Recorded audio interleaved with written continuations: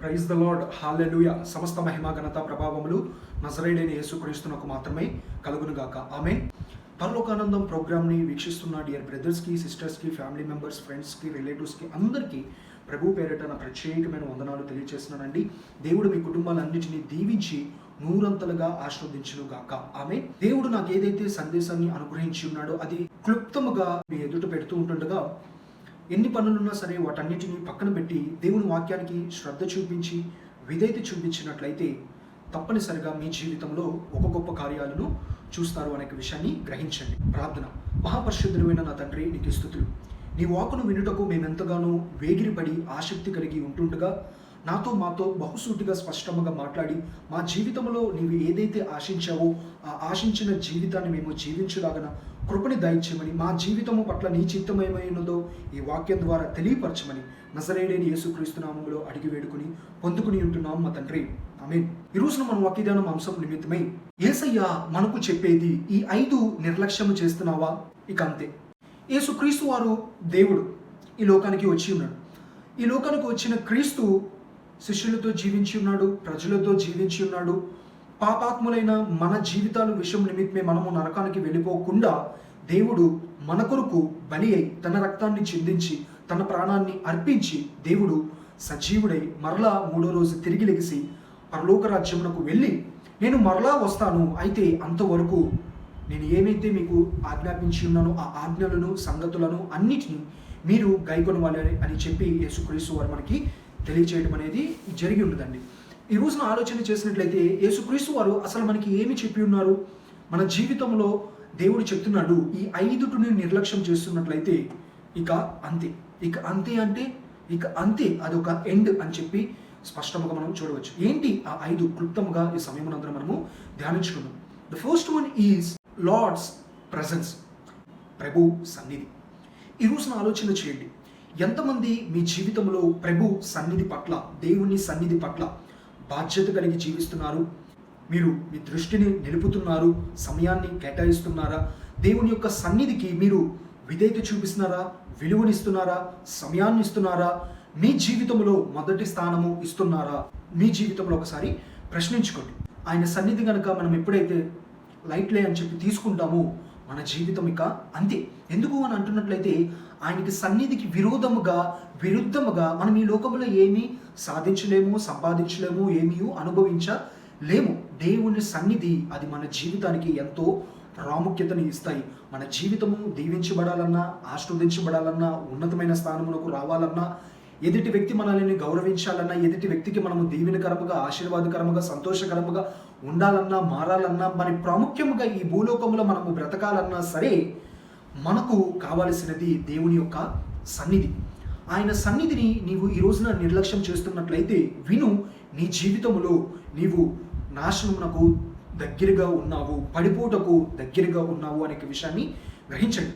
And the second one is prayer to lord, ప్రభువుకు ప్రార్థన చేయటం. ఈ రోజున ఆలోచన చేయండి, ఎంతమంది మీ జీవితంలో ప్రార్థన జీవితము కలిగి ఉన్నారు? ఒకసారి మీరు గమనించండి. దేవుని సన్నిధిని కావాలి అని అనుకున్న నీవు నీ జీవితంలో కూడా నీవు ప్రార్థన చేసేవాడిగా నీవు ఉండాలి. ఈ ప్రార్థన విషయంలో కూడా నీవు నిర్లక్ష్యం చేస్తున్నట్లయితే నీ జీవితంలో, మరలా చెప్తున్నాను, నాశనమునకు, పడిపోటకు నీవు అతి దగ్గరగా, సమీపముగా ఉన్నావు అనే విషయాన్ని గ్రహించండి. యేసుక్రీస్తు వారు రోమి సైనికుడికి అప్పగించబడే సమయాలలో దేవుడు శిష్యులతో చెప్పి గెత్సమనే తోటకు వెళ్ళి ప్రార్థన చేసుకుని రావటం అనేది జరిగింది. తీరా మీరు శోధనలో పడిపోకుండా మెలకువగా ఉండి ప్రార్థన చేయండి అని శిష్యులకు చెప్తే యేసుక్రీస్తు వారు ప్రార్థన ముగించుకొని తిరిగి వస్తే వారేం చేస్తున్నారంటే గుర్రక పెట్టి మరీ నిద్రపోవటం అనేది జరుగుతుంది. శోధన కాలము రాని వచ్చి ఉన్నది.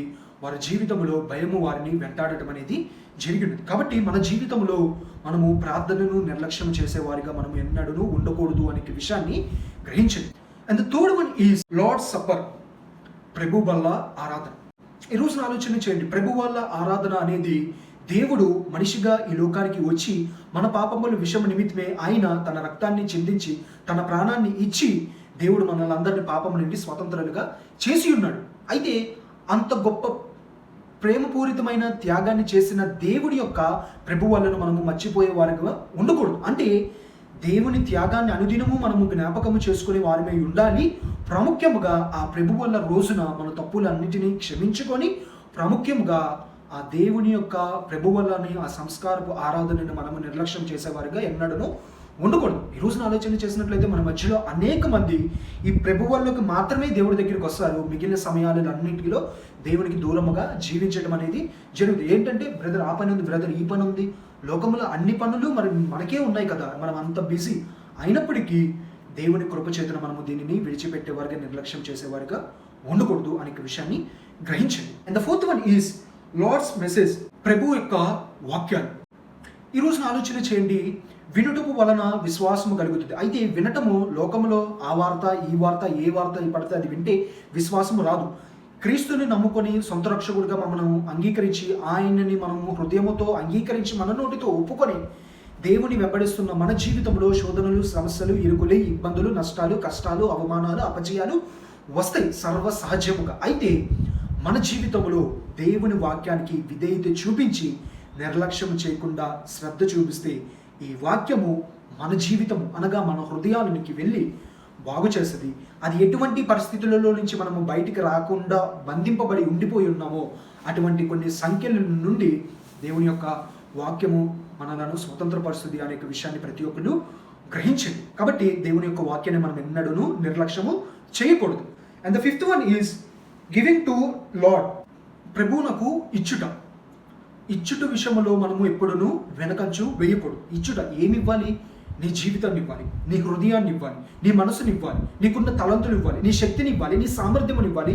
నీ దగ్గర ఏదుందో అది సమస్తము ప్రభువునకు ఇవ్వాలి అనగా ప్రాముఖ్యముగా దశమ భాగములు, కానుకల గురించి కూడా ఇక్కడ చెప్పబడుతుంది. ఎందుకు అని అంటున్నట్లయితే మనము దీవించబడి ఉన్నామంటే, మనం ఆశీర్వదించబడి ఉన్నామంటే, మనము హెచ్చింపబడి ఉన్నామంటే, మనకు ఈ 5 ఫింగర్స్ మన నోట్లోనికి వెళ్తున్నాయి అని అంటున్నట్లయితే అది దేవుని యొక్క మహా కృపను బట్టి మాత్రమే. కాబట్టి దీవించిన వాడు, ఆశీర్వదించిన వాడు, హెచ్చించిన వాడు, పలానా ఉన్నతమైన స్థానమునకు తీసుకొచ్చిన వాడు ఈ రోజున నేను ప్రకటిస్తున్న ప్రభు అయిన యేసు క్రీస్తు వారు. కాబట్టి ఆయనకి ఇచ్చే విషయంలో మనము నిర్లక్ష్యము చేశామా, దరిద్రతను మనం పరిగెత్తుకుంటూ వెళ్ళి దానిని కౌగులించుకున్న వారిగా మనము ఉంటాం. కాబట్టి ఇచ్చింది ఆయనే చెప్తున్నాడు, నాకిచ్చి నన్ను శోధించుడి, ఆకాశవాక్యులను విప్పి పట్టజాలినంత విస్తారమైన దీవెనలను కుమ్మరించదును అని అంటే ఇంకొద్దు ప్రభువా, ఇంకా చాలు ప్రభువా అనేంత రీతిగా సమృద్ధముగా దేవుడు మనల్ని అందరినీ దీవిస్తాడు అనే విషయాన్ని గ్రహించండి. కాబట్టి ఈ రోజున నీ జీవితంలో ఈ 5టిని నీవు ఏ కేటగిరీలో నిర్లక్ష్యం చేస్తున్నావు?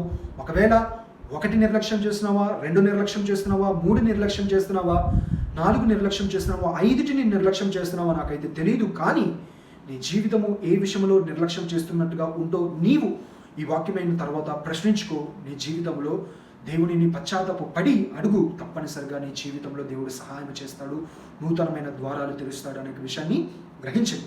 ఈ 5టిలో నేను ఈ 2టిని లేకపోతే ఈ 3టిని లేకపోతే ఈ 5టిని లేకపోతే ఈ 1టిని నిర్లక్ష్యం చేసేవాడిగా ఉన్నాను ప్రభువా అని మీరు పశ్చాత్తాపడి దేవుడిని అడగడానికి సిద్ధమైనట్లయితే వినండి, మీ జీవితంలో తప్పనిసరిగా దేవుడు కార్యాలను జరిగిస్తాడు. ఆమె ప్రార్థన. మహాపరిశుద్ధుడైన నా తండ్రి, నీకే స్తుతులు. నాతో మాతో మా అందరితో బహుసూటిగా స్పష్టంగా మాట్లాడి నీ వాక్యం ద్వారా మమ్మల్ని బలపరిచిన విధానం బట్టి వందనాలు తండ్రి. మా జీవితంలో అనేకమైన సందర్భాల్లో, అనేకమైన సమయాలలో ఈ 5టిలో 1 నిర్లక్ష్యం చేసిన వారు ఉన్నారు, 2 నిర్లక్ష్యం చేసిన వారు ఉన్నారు, 3 నిర్లక్ష్యం చేసిన వారు ఉన్నారు, 4 నిర్లక్ష్యం చేసిన వారు ఉన్నారు, 5టిని నిర్లక్ష్యం చేసిన వారు ఉన్నారు తండ్రి. మా హృదయాంతరంగంలో ఎరిగిన దేవ, మేము జీవితంలో మేము ఏమైతే నిర్లక్ష్యం చేస్తున్నామో వాటికి నిర్లక్ష్యం చేసి ఈ శాపాన్ని, ప్రాముఖ్యముగా దరిద్రతని, ప్రాముఖ్యముగా నీకు ఉగ్రతకి నాయన మేము పాత్రులుగా ఉండేవారము కాకుండా, నీ సన్నిధిని నిర్లక్ష్యం చేయకుండా, నీకు ప్రార్థన చేసే విషయంలో నిర్లక్ష్యం చేయకుండా, నీకు ఇచ్చే విషయంలో నిర్లక్ష్యం చేయకుండా, నీ వాక్యాల విషయంలో నిర్లక్ష్యం చేయకుండా, ప్రభు బల్ల ఆదివారం నాయనా నీవు చేసిన త్యాగాన్ని నిర్లక్ష్యం చేసేవారుగా ఉండకుండా మా జీవితంలో నీకు నీ నామ మహిమార్థమే జీవించలాగా మా ఒక్కొక్కరికి మీరే కృపని, భాగ్యాన్ని, శక్తిని దయచేయమని, ఎవరెవరైతే ఏ విషయాలనైతే నిర్లక్ష్యం చేసి బాధపడి పశ్చాత్తాప పొందుతున్నారో వారందరినీ మీరే ఇప్పుడు దర్శించమని, దీవించమని, సహాయం చేయమని, తండ్రి యొక్క కుమారునికి పరిశుద్ధాత్మ నామములో నాయన మీరే వారిని ఇప్పుడే ముట్టి మీరే స్వస్థతని దయచేయమని, అద్భుతమైన కార్యాన్ని జరిగించమని, నిర్లక్ష్యం చేయకుండా బాధ్యత కలిగి 5 విషయములలో ఆచితూచి జాగ్రత్త వహించి కృపా భయభక్తులు మాకందరికీ దయచేయమని నజరేయుడైన యేసుక్రీస్తు నామములో అడుగుతున్నాం మా తండ్రి. ఆమేన్. వాక్యం విన్న అందరికీ నా ప్రత్యేకమైన వందనాలు తెలియజేస్తున్నానండి. దేవుడు మీ కుటుంబాలన్నిటినీ దీవించి ఆశీర్వదించును గాక. ఆమేన్. విన్నారు కదా, ఈ 5ను నిర్లక్ష్యం చేస్తే మన జీవితము అంతే.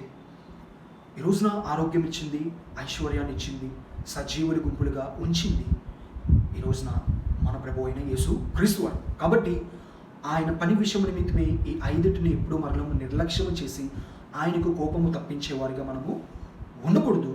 కాబట్టి గ్రహించండి, తగిన జాగ్రత్తలను తీసుకోండి. వీటి విషయం నిమిత్తమే భయభక్తులు కలిగి జీవించి ఆచరణలో పెట్టండి. తప్పనిసరిగా మీ జీవితంలో గొప్ప కార్యాలను చూస్తారు.